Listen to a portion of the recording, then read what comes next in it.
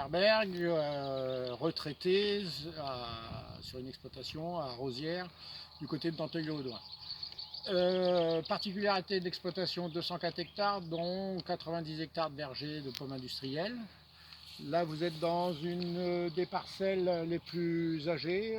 Ça a été planté dans les années 90. Et tout simplement parce que cet hiver, il avait beaucoup d'eau et ça pas, les racines d'herbe ne sont pas descendues. C'est tout ça. 5-6 cm. Regarde, c'est à 8 cm.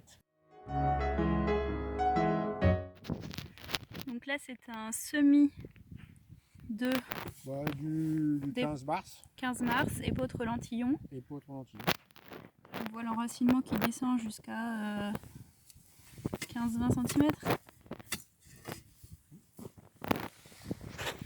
Il a fallu ressemer. Il y avait trop de régras. Il y avait trop de régras.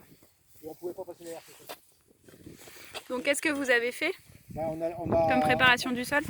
On l'a scalpé avec un rotavator à grande vitesse et ressemé au semoir herse rotatif. Là, c'est quand même un sol dans lequel on descend bien, qui maintenant n'est plus trop tassé. Non, c'est ça. Est-ce qu'en sortie d'hiver, il était très dur? Ah bah c'était la hersetterie où il n'y avait rien qui rentrait. Bon, on va le voir ici à côté.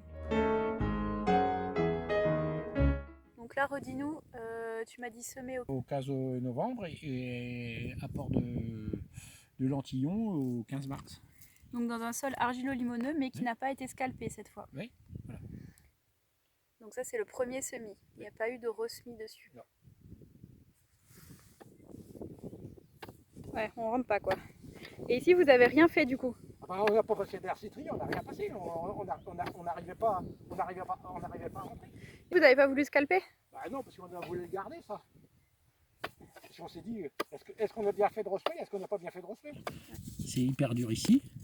On descend, et là compacté. Et là on arrive sur la partie là, tu vois, ouais.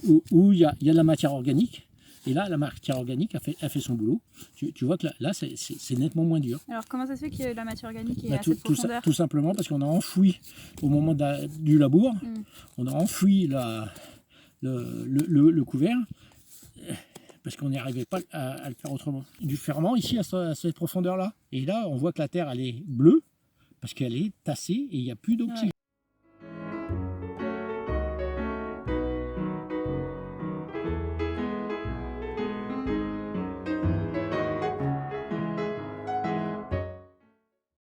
Donc là, redis-moi, on est sur blé de maïs, avec la bourre.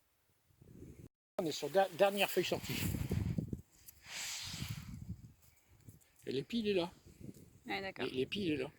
Et ça devrait être beaucoup plus haut. Ah bah oui. Ça devrait arriver au genou. Ah bah ça devrait nous arriver là. On voit l'état du sol qui est tout, tout plaqué. La nature est bien faite. Et l'argile qui reprend. L'argile est en train de se rétracter et qui est en train de rouvrir le sol. Pour aérer. Pour aérer.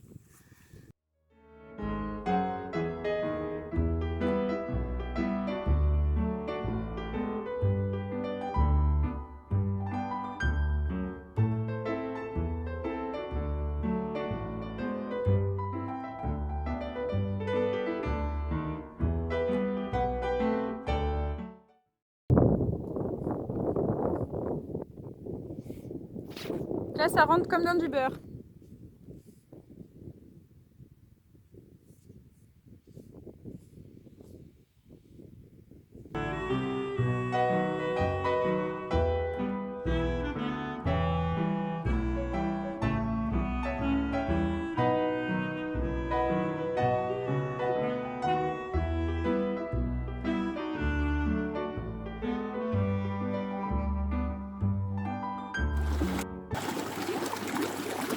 Alors qu'est-ce que c'est ça?